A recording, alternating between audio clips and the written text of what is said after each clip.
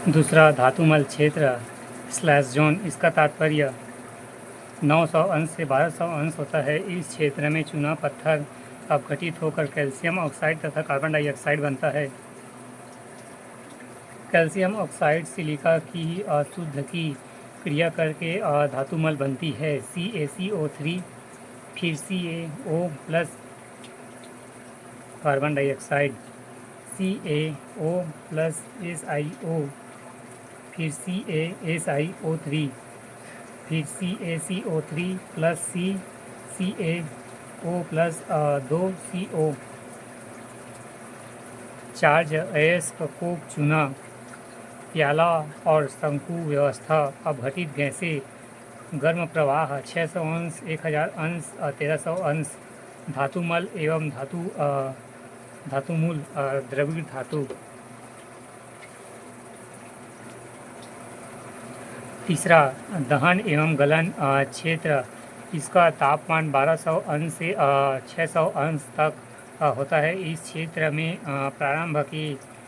प्रारंभ में मिलाए गए कार्बन का कुछ कार्बन डाइऑक्साइड CO में परिवर्तित हो जाता है तथा पूरा चार्ज पिघल जाता है।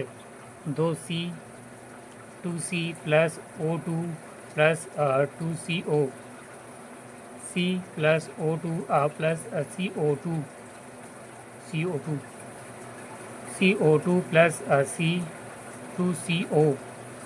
पिघला हुआ लोहा बचे हुए कार्बन से संतृप्त हो जाता है। यह धातुमल से भारी होने के कारण नीचे एकत्र हो जाता है। इसे कच्चा लोहा पिग आयरन कहते हैं। या भट्ठी में हेमेटाइट अयस्क की क्रिया को संपन्न कराने के लिए कोयला तथा चूना के पत्थर को एक कोन की सहायता से वात भट्ठी के अंदर डाला जाता है, जहां वात भट्ठी में तापमान ऊपर से नीचे अलग अलग होता है, जिसे विभिन्न तापक्रमों में संपन्न होने वाली क्रियाओं के बाद चार्ज नीचे तली में बैठ जाते हैं।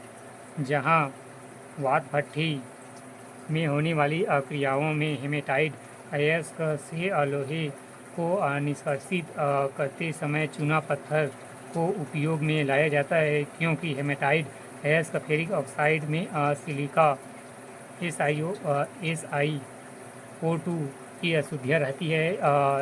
इसे जब वसल्य भट्ठी में कोक और चूना पत्थर के साथ गलाया जाता है, तब चूना पत्थर अपघटित होकर चूना CaO बनता है, जो सिलिका SiO2 से क्रिया करके गलनीय धातुमल कैल्शियम सिलिकेट बनता है।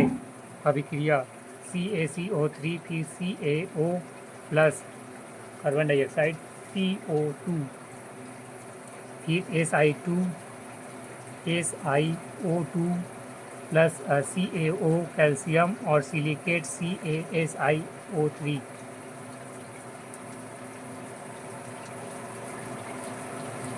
प्रश्न 15, अर्धचालक क्या है?